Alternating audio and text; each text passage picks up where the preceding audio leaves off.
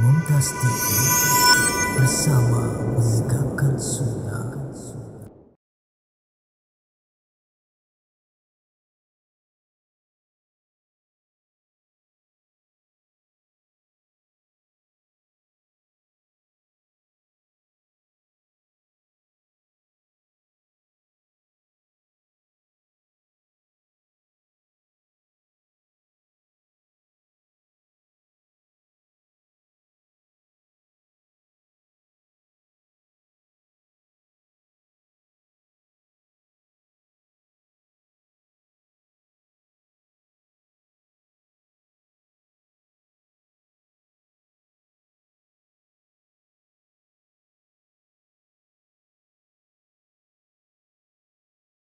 Alhamdulillah, salatu wassalamu ala rasulillah, nabiyina Muhammadin wa alihi wa sahbihi wa man wala. Asyhadu an la ilaha illallah wahdahu la syarika lah. Asyhadu anna Muhammadan abduhu wa rasuluh. Qala Allah Ta'ala fi kitabihil karim, ya ayyuhalladzina amanu taqullaha haqqa tuqatih wa la tamutunna illa wa antum muslimun, amma ba'd. Kita buka tanya jawab. Ini ada beberapa pertanyaan yang sudah masuk. Apa kiat-kiatnya untuk bisa lebih ikhlas dan bersabar dalam menerima ketentuan Allah dan tidak selalu menyalahkan orang lain dalam setiap kejadian atau ketentuan yang kita alami?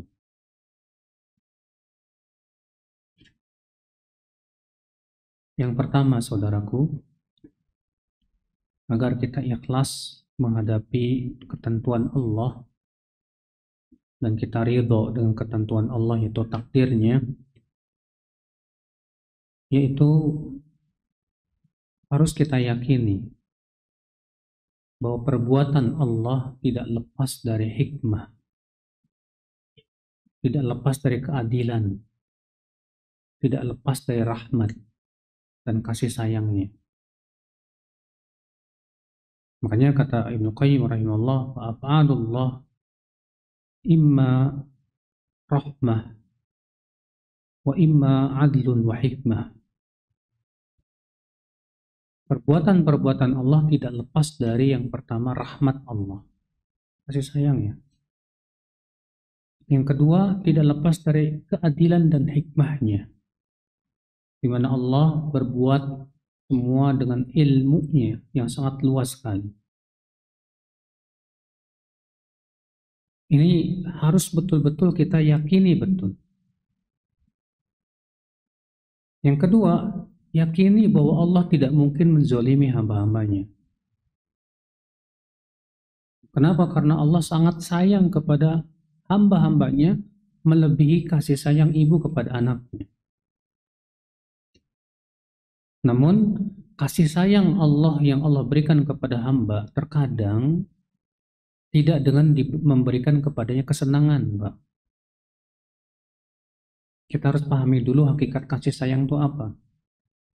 Sebab kita memandang yang namanya kasih sayang itu artinya kalau Allah sayang kepada hambanya, berarti apa artinya? Itu Allah selalu memberikan kenikmatan, kesenangan kepada dirinya. Ini salah. Allah mengatakan tidak seperti itu bentuk kasih sayang Allah. Hakikat kasih sayang itu apa?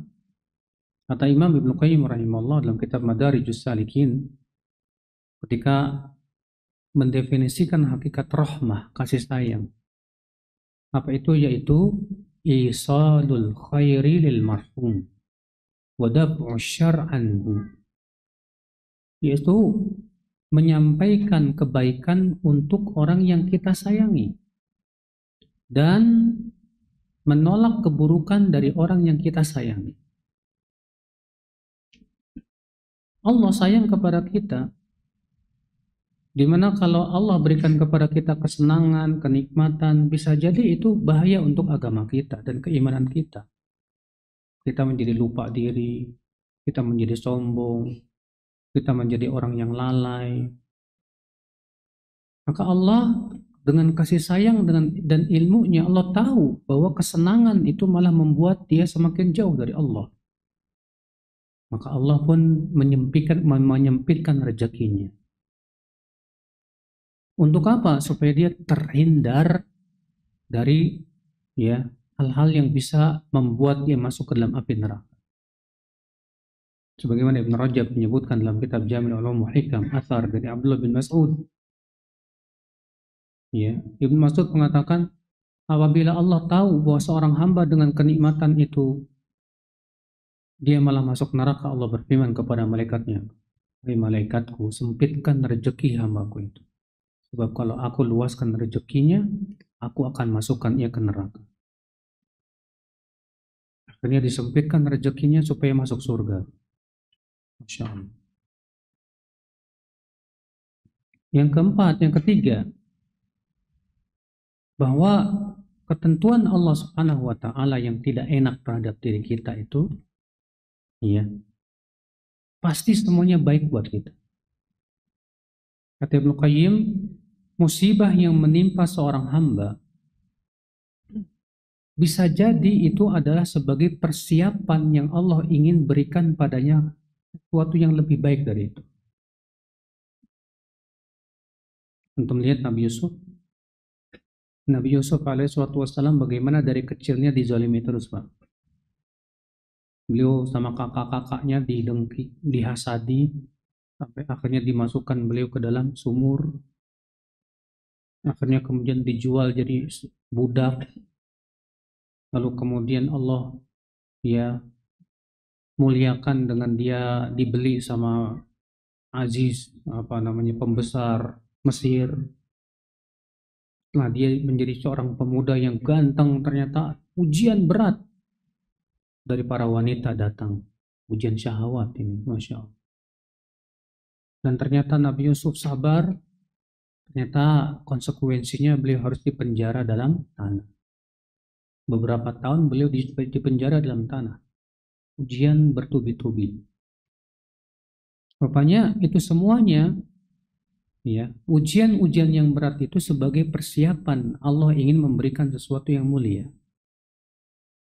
Setelah beliau dipenjara beberapa tahun lamanya, beliau pun kemudian diangkat menjadi bendaharawan negara, menjadi orang yang mulia, orang yang berpangkat dan yang lainnya.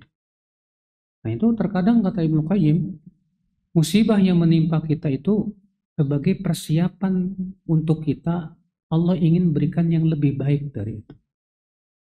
Supaya ketika diberikan oleh Allah kesenangan, kita jadi orang yang tidak lupa kepada Allah Subhanahu wa taala. Setelah kita merasakan berbagai macam musibah yang menimpa kita. Supaya ketika Allah berikan kepada kita kesenangan, kita menjadi orang yang tidak sombong. Kita tetap tawadhu. Atau yang kedua, kata Ibnu Qayyim apa? Musibah yang menimpa kita itu agar Allah hindarkan kita dengan musibah itu dari musibah lain yang lebih berat. Dari musibah lain yang apa? Yang lebih berat. Allah berikan kepada kita kesempitan rezeki. Bisa jadi itu adalah merupakan keselamatan agama kita, Pak. Dibandingkan kemudian kita diberikan keluasan rezeki, akhirnya kita lalai, akhirnya kita berbuat maksiat, kita jauh dari Allah Subhanahu wa taala. Ini kan musibah. Ya. Dahulu ya sekitar tahun 2005 saya ketika itu mau ngisi kajian di Tangerang dijemput oleh seorang ikhwan. Kemudian ikhwan ini bercerita, Ustaz, saya dulu alhamdulillah kaya raya, Ustaz. Saya rumah besar, mobil mewah. Saya dulu punya BMW dan yang lainnya. Qadarullah, saya tertipu, usaha saya semakin hancur. Akhirnya saya seperti ini, mulai lagi dari nol. Iya. Saya tanya, sekarang kamu usahanya apa? Ya usahanya jualan obat-obatan aja. Saya simpan di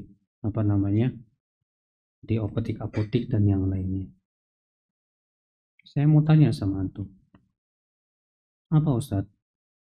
Dulu waktu antum kaya itu gimana keadaan antum dibandingkan sekarang? Dia bilang, dulu waktu saya kaya, sholat aja sering lupa. Dulu saya waktu masih kaya, pagi hari itu yang terdengar kerokean, rock and roll. Sekarang gimana? Sekarang alhamdulillah, ya pagi-pagi terdengar suara anak-anak baca Quran, istri sudah menutup aurat. Nah sekarang mana yang antum pilih? Keadaan yang sekarang atau keadaan yang dulu? Iya juga ya. Ya sudah, alhamdulillah. Allah sempitkan antum rezeki karena antum ternyata tidak berhak mendapatkan kesenangan. Ketika antum senang, antum lupa kepada Allah Azza wa Jalla, maka Allah sempitkan rezeki supaya antum kembali kepada Allah. Itu nikmat yang besar ya. Nah ini, terkadang inilah Pak, ya kita terkadang tidak terlalu, pikiran kita terlalu pendek gitu. Kita hanya memikirkan tentang nasib saya sekarang ini. Kok kenapa sih orang-orang bisa enak, saya nggak bisa gitu. Akhirnya apa yang terjadi? Karena selalu memikirkan orang kehidupan mereka yang lebih senang, kita jadi orang yang tidak pernah bersyukur kepada Allah. Makanya ya akhi, jadi antara cara juga agar kita ridho dengan ketentuan Allah apa? Sering-sering melihat orang yang nasibnya lebih buruk dari kita. Jangan ngelihat orang yang nasibnya lebih baik dari kita. Jangan. Kata Rasulullah SAW, "Unduru ila man huwa asfala minkum, wala tanzuru ila man huwa fawqakum. Innahu ajdaru alla ya tahqiru nikmatallahi alaikum au kama qala." Lihat oleh kamu orang yang lebih susah hidupnya dari kamu. Jangan kamu lihat orang yang lebih senang hidupnya dari kamu, supaya kamu tidak meremehkan nikmat yang Allah berikan kepada kamu. Ya, kalau masalah dunia kita lihatnya terus Pak, yang di bawah kita. Tapi dalam masalah akhiratnya jangan lihat sama orang yang di bawah kita, salah. Yang kita lihat tentu dalam masalah akhirat yang lebih baik dari kita, ibadahnya, amal solehnya, dan yang lainnya. Nah, saudaraku sekalian, di antara cara agar kita ridho dengan ketentuan Allah apa juga? Yaitu selalu banyak mengingat nikmat-nikmat Allah. Jangan yang kita ingat musibah-musibah. Kita menghitung-hitung musibah dan melupakan nikmat.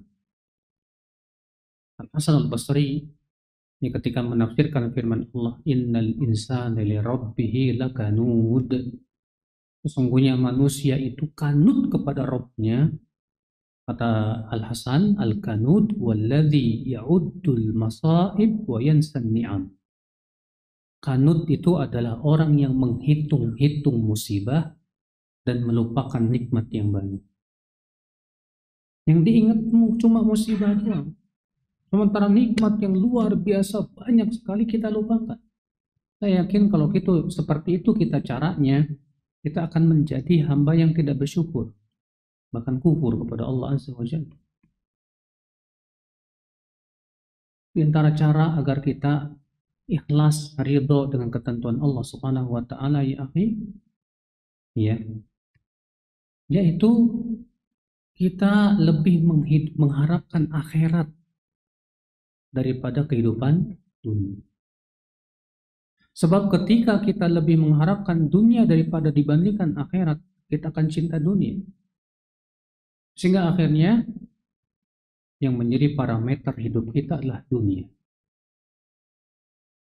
Tapi ketika hati kita mengharapkan akhirat, kita akan diberikan oleh Allah rasa zuhud, rasa qanaah, merasa puas dengan apa yang Allah berikan kepadanya. Imam At-Tirmidzi meriwayatkan dalam sunannya, Rasulullah SAW bersabda, man kanat hammuhul akhirah thabbatallahu alaihi amrah wa ja'ala al-ghina fi qalbi wa atathu ad-dunya wa hiya raghimah wa man kanat hammuhu ad-dunya farraqallahu alaihi shamlah wa ja'ala al-faqra baina 'ainayhi wa lam ta'tihi min ad-dunya illa ma kutiba lah.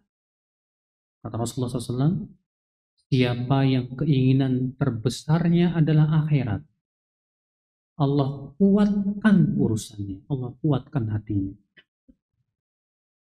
Dan Allah akan jadikan kekayaan itu di hatinya, kaya hatinya. Senantiasa merasa puas dengan yang ada. Dan dunia pun akan mendatanginya dalam keadaan hina di matanya. Sebaliknya kata Rasulullah, siapa yang keinginan terbesarnya adalah dunia, maka Allah cerai beraikan urusannya. Dan Allah akan jadikan kefakiran itu di pelupuk matanya. Artinya dia selalu merasa kurang walaupun banyak duitnya. Dan dunia pun tidak akan mendatanginya kecuali sesuai yang Allah takdirkan saja untuknya. Makanya akhi, ya, disinilah penting kita untuk memahami hakikat dunia. Bahwa dunia itu bukan sesuatu yang selama-lamanya, dia fana. Pandanglah dunia dengan pandangan yang hina deh. Ya, sebagaimana Rasulullah mengatakan bahwa dunia itu lebih hina di mata Allah daripada bangkai anak kambing. Ya. Pandanglah dunia itu bagaikan kotoran manusia, karena Rasulullah mengatakan demikian. Inna ma kharaja min batni ahadikum qad daraba lid-dunya mathala. Sungguh kotoran yang keluar dari perut seseorang itu adalah perumpamaan tentang dunia, kata Rasulullah SAW. Kalau kita memandang dunia seperti itu, Pak, apapun ketentuan yang Allah berikan kepada kita, insya Allah ridha. Makanya Umar bin Abdul Aziz berkata apa? Umar bin Abdul Aziz, ya, inni la ubali ala ayyi halin asbahtu, hal ala ma raditu au ma lam arda, fa inni la adri lil khair fima arda atau fima lam arda atau kama qala. Aku tidak peduli di waktu pagi aku masuk dalam keadaan apa, aku nggak peduli. Apakah dalam keadaan yang aku sukai aku atau dalam perkara yang aku yang tidak sukai. Karena aku nggak tahu kebaikan itu dalam perkara yang aku sukai atau yang aku tidak sukai, aku tidak tahu. Ini Masya Allah. Ya. Artinya kalau aku pagi harinya dalam keadaan sakit, aku nggak apa-apa kok ridho, karena bisa jadi itu kebaikan buatku. Insya Allah. Ini tingkat husnudzon yang luar biasa kepada Allah. Makanya memang merealisasikan untuk ridho dengan ketentuan Allah itu berat. Makanya Rasulullah berdoa, wa as'aluka ridha ba'dal qada. Ya Allah, aku mohon kepada Engkau keridhaan setelah takdir yang menerpa diri. Sampai Rasulullah aja minta kok, apalagi kita. Makanya banyak-banyak kita berdoa itu. Wa as'aluka ridha ba'dal qada. Aku mohon kepada Engkau ya Allah keridhaan terhadap ketentuan yang Engkau berikan kepada aku. Ya. Berat. Ya. Dan tidak selalu menyalahkan orang lain dalam setiap kejadian tertentu yang kita alami. Ini kita wajib imani bahwa semua sudah ketentuan Allah, dan ketentuan Allah itu insya Allah yang terbaik untuk kita. Nah, disitulah kita berusaha berpikir lagi tentang semua kejadian yang menimpa diri kita. Ya. Karena tidak mungkin, Pak, musibah itu menerpa kita kecuali akibat kesalahan kita sendiri. Karena Allah sendiri yang mengatakan begitu. Wama asaba min musibatin fabima kasabat aydikum wa ya'fu an katsir. Tidak ada satupun musibah yang menimpa kecuali itu semua akibat perbuatan kamu juga. Dan Allah memaafkan banyak dosa-dosa. Allah mengingatkan bahwa semua musibah yang menerpa kita akibat kesalahan kita. Maka yang paling berhak untuk kita salahkan diri kita, bukan orang lain.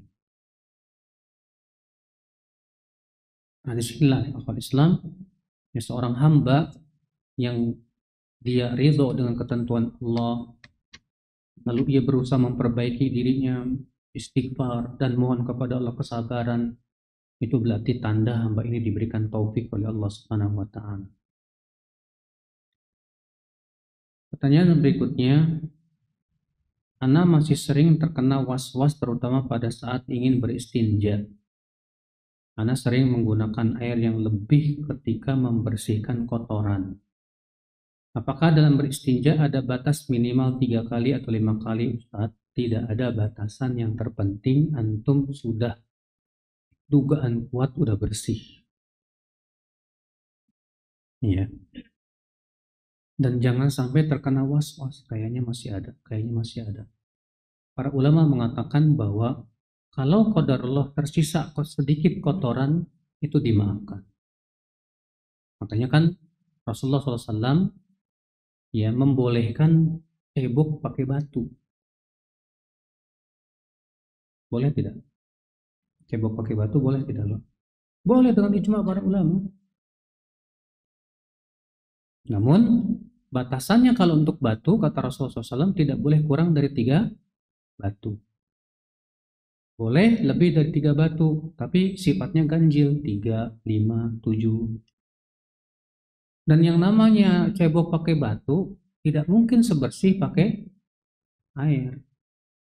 Sehingga kata para ulama bahwa kalau kita cebok pakai batu kemudian masih tersisa kotoran yang ada di situ, dimaafkan. Karena kaidah mengatakan al-masyaqqah tajlibut taisir, sesuatu yang sulit mendatangkan kemudahannya gimana? Adapun antum kemudian tersiksa oleh was-was, akhirnya cebok sampai berjam-jam. Ada orang di kamar mandi lama, teman. Dan kalau kita baca kitab-kitab fikih, hukumnya makruh berlama-lamaan di kamar mandi. Makruh hukumnya. Apalagi kan kamar mandi itu tempat tinggalnya setan. Iya, hati-hati antum. Kayak yang jelas ya, antum cukup menggunakan dugaan kuat saja, nggak perlu sampai derajat yakin. Soalnya untuk yakin susah, gimana? Masa antum bawa kaca lihat belum gitu? Ya, menyusahkan diri sendiri. Yang penting kita ya sudah bersihkan, selesai.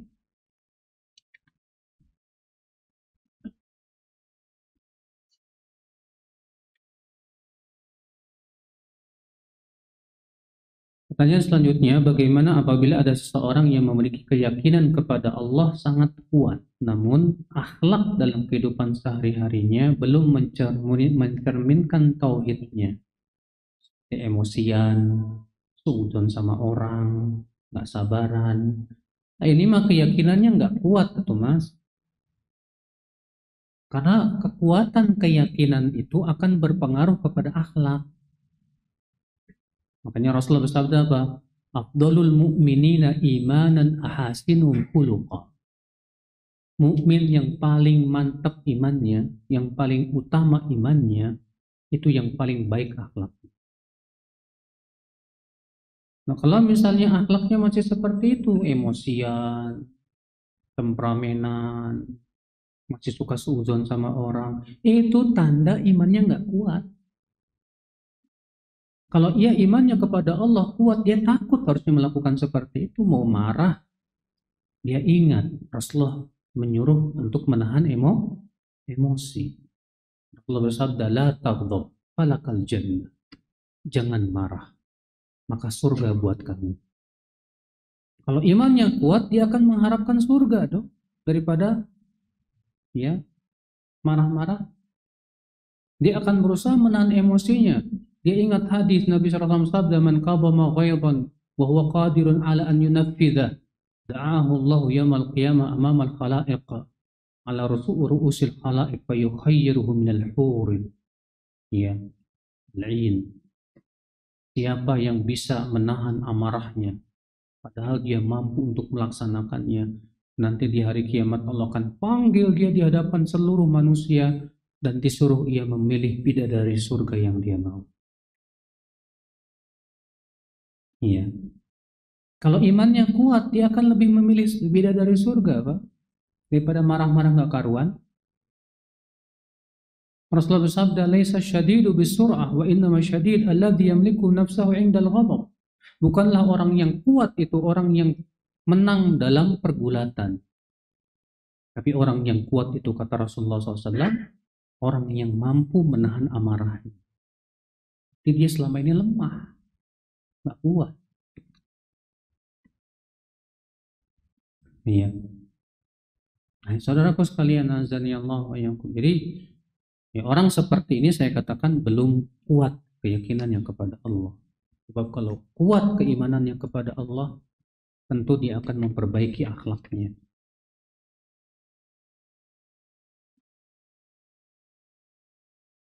Manakah yang lebih dahulukan di dalam mengingatkan tauhid kepada orang tua atau anak di dalam kebiasaan sehari-hari? Karena orang tua tinggal di beda kota sehingga hanya bisa mengingatkan lewat HP. Sedangkan ada kekhawatiran anak jadi lebih ingin terus berlama-lama melihat HP. Makanya jangan dikasih HP. Iya. Kalaupun dikasih HP, kasih aja HP yang jadul. Yang cuma bisa buat telepon sama SMS doang. Enggak. Kan tujuannya bisa ngobongin dia, selesai kan? Kalau kamu ingin selamatkan anak kamu itu, karena HP ini zaman sekarang susah. Apalagi dia masih anak-anak, masih labil. Ya, masih sangat mudah sekali untuk apa? Terjerembab dalam berbagai macam pergaulan yang enggak. Sementara di HP tahu sendiri. Ya, saya ada mahat tahfidz di Cilengsi itu, Pak. Terkadang ada aja anak-anak yang masih suka nonton drakor. Padahal lagi ngapalin Quran. Ngapalin Quran ini. Ya. Maka dari itu akhirnya kita kasih kebijakan HP diambil semuanya. Nggak boleh dipegang sama murid. Bahaya. Iya. Boleh dikasih ketika memang dalam seminggu sekali saja, itu pun hanya untuk keperluan menelepon orang tuanya. Setelah itu diambil lagi. Sebab kalau enggak bahaya banget, Pak. Bahaya. Anak yang terbiasa mainin HP itu ngapalin Qurannya susah banget. Susah. Kenapa? Karena tontonan-tontonan yang ada di HP itu merusak otaknya. Ya, jaringan-jaringan sarafnya itu banyak yang putus, istilahnya begitu, Pak. Sehingga akhirnya untuk bisa fokus susah. Makanya orang yang sering nonton di HP itu susah fokusnya. Susah fokusnya. Iya. Nah, itu dia bahaya memang. Makanya di sini orang tua yang bijak dia harus paham. Ya, bahwa kalau dia memberi HP malah merusak hidupnya, udah nggak usah dikasih HP. Ya, kasih aja HP yang jadul aja lah. Ya. Juga dalam masalah kalau dia jauh dari orang tuanya, kemudian tahu di sana pergaulannya jelek, ya harusnya orang tua sangat memperhatikan masalah itu. Perhatikan lingkungannya, di mana dia tinggal, bagaimana kehidupannya di sana. Itu orang tua yang mengkhawatirkan agama anaknya. Itu orang tua yang benar. Makanya Nabi Yakub alaihissalatu wassalam ketika hendak meninggal dunia, beliau kumpulkan anak-anaknya semuanya. Apa yang menjadi pertanyaan Nabi Yakub kepada anak-anaknya? Ma ta'buduna min ba'di?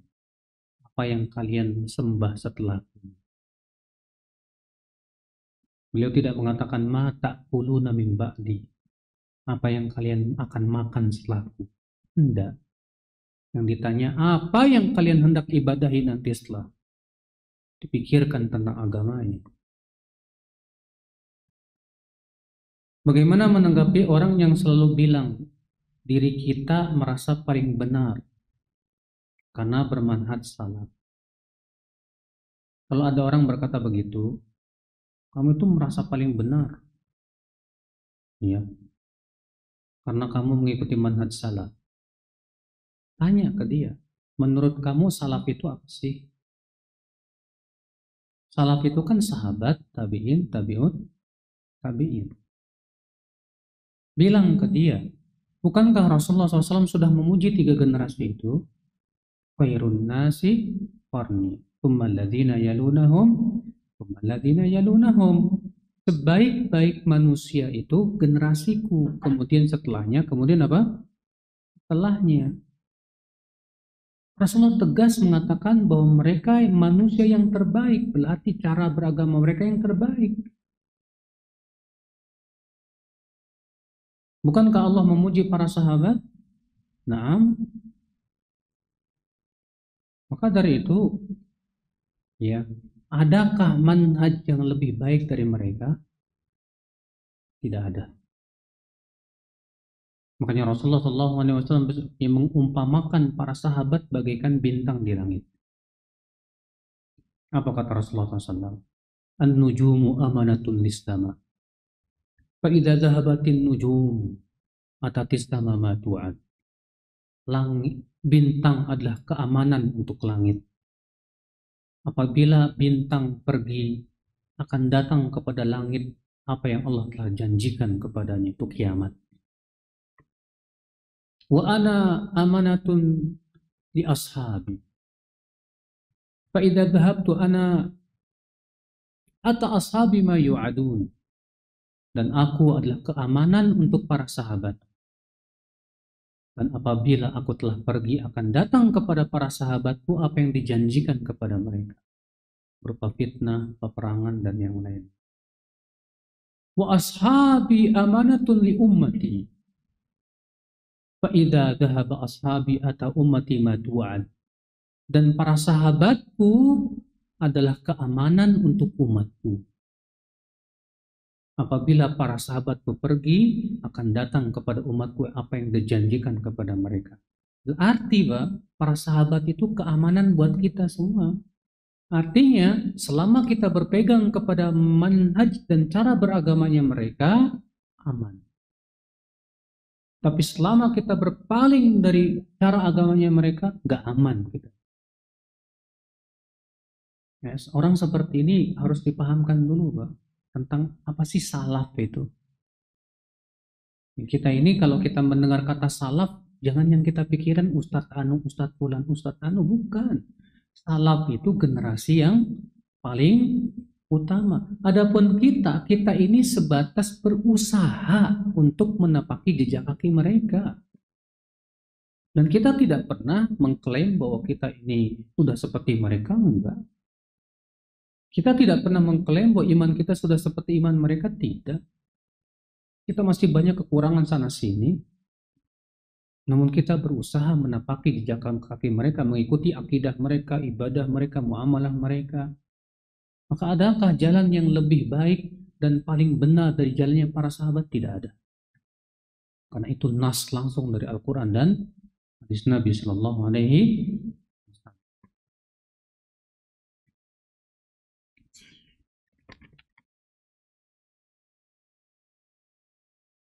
Pertanyaan selanjutnya, bagaimana apabila ada seorang ikhwan yang melamar?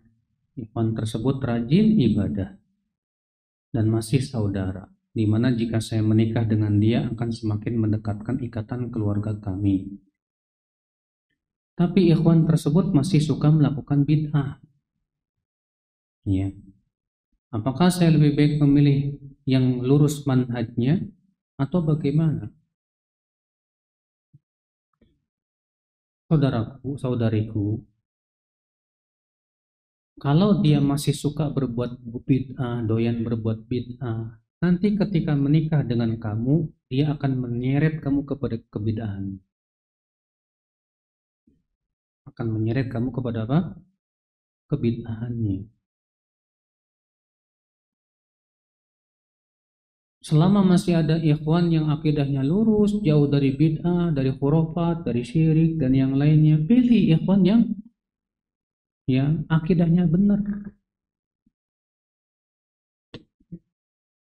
Ya, istilahnya sih kalau kita mau ambil baju, udah beli aja yang udah jadi, udah pas, udah enak kan gitu. Kalau kita bikin sendiri belum tentu pas terkadang.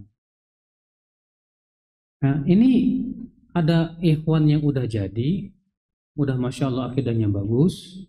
Ada lagi ini belum jadi istilahnya gitu.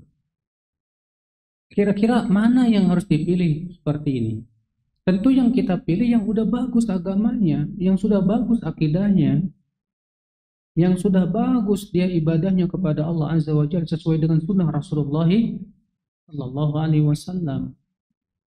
Adapun dia walaupun itu saudara tapi dia masih berbuat bid'ah dalam agama, maka itu bisa merusak agama kamu. Iya, menjauhkan kamu dari sunnah Rasulullah Sallallahu Alaihi Wasallam.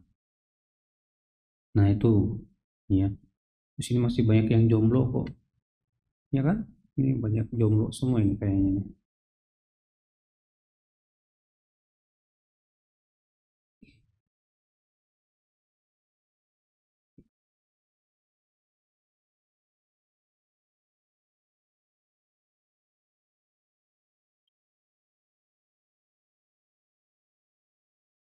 Apakah kalau dalam keseharian sibuk dalam mencari rezeki dan mengurus rumah dan keluarga, dalam mencari akhiratnya sampai terbengkalai karena sudah kacau, capek, dan ngantuk? Apakah bisa jadi tauhid saya menurun? Akhi, jangan memahami ibadah itu sebatas sholat, zakat, puasa. Tidak. Ibadah itu luas, saudara. Apa kata Syekhul Islam tentang makna ibadah?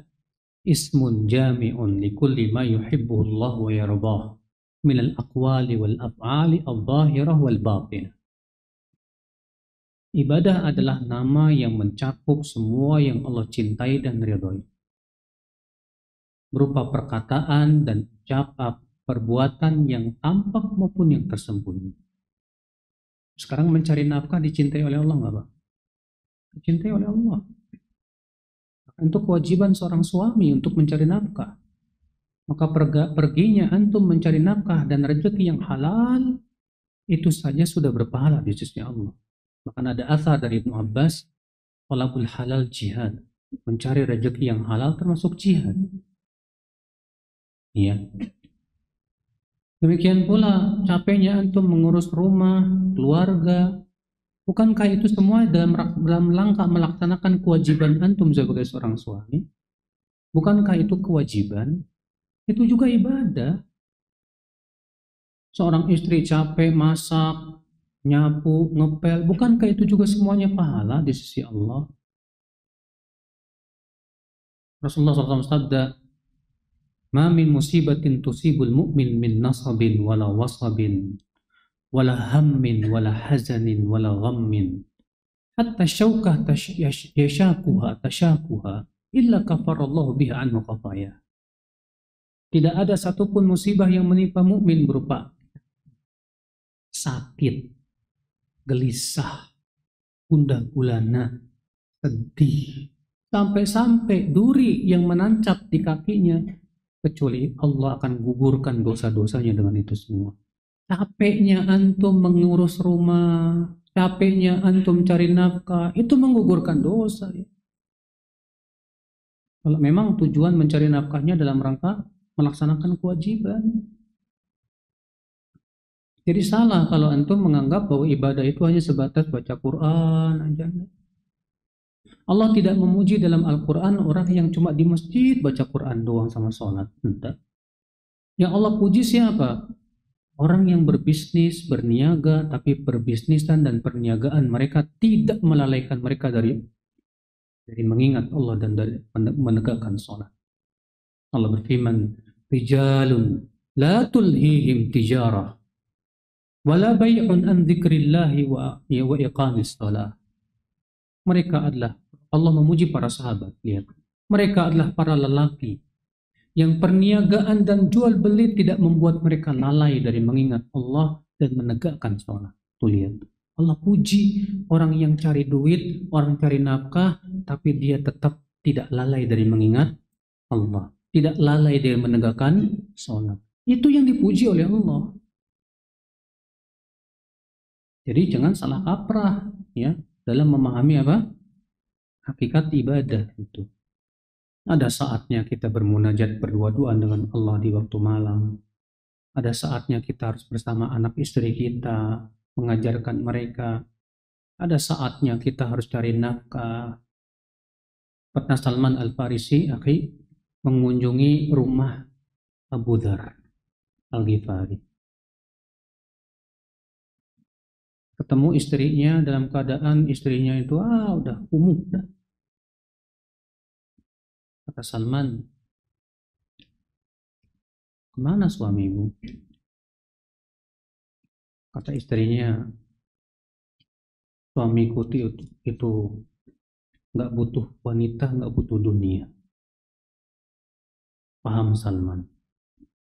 Akhirnya minta izinlah Salman Al-Farisi untuk nginap di rumah. Rupanya Abu Dzar itu Pak, kalau malam sholat semalam suntuk, kalau siang puasa, setiap hari begitu. Setiap hari puasa dan setiap malam tak pernah tidur, hanya untuk sholat saja. Jadi istrinya dicuekin Pak. Akhirnya Salman minta izin untuk nginap di rumah Abu Dzar. Ketika Abu Dzar mau bangun sholat, ditahan wasan, tidur, karena memang ini, ya Abu Dzar kan harus menghormati tamu kan, tidur lagi. Pas mau bangun lagi, ditarik lagi sama Salman, tidur ente, tidur. Pas ketiga malam baru Salman berkata, nah sekarang kita sholat. Ketika Abu Dzar mau puasa, dengan puasa. Ya. Kemudian setelah 3 hari, Salman berkata kepada Abu Dzar, inna li rabbika alaika haqqa. Ya, wali zawjika alaika haqqa, wali nafsika alaika haqqa, fa'ati kulla dhi haqqin haqqa. Rabbmu punya hak, istrimu punya hak, badanmu punya hak, berikan haknya masing-masing. Pokoknya Abu Dzar nggak puas. Datanglah beliau ke Rasulullah Sallallahu Alaihi Wasallam menceritakan itu. Apa kata Rasulullah? Shadaqa Salman. Benar Salman. Tuh lihat. Jadi kita nggak melulu harus baca Quran terus, sholat terus, puasa terus, istri anak dicuekin, nggak cari nafkah. Bukan seperti itu Islam ya. Ya, bukan seperti itu yang diajarkan oleh Rasulullah Sallallahu Alaihi Wasallam. Ya.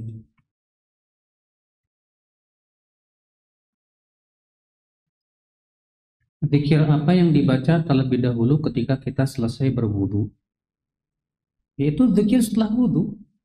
Rasulullah SAW mengatakan, ya, bahwa orang yang setelah berwudu mengucapkan asyhadu an la ilaha illallah wahdahu la syarikalah wa asyhadu anna muhammadan abduhu wa rasuluh, maka akan dibukakan 8 pintu surga.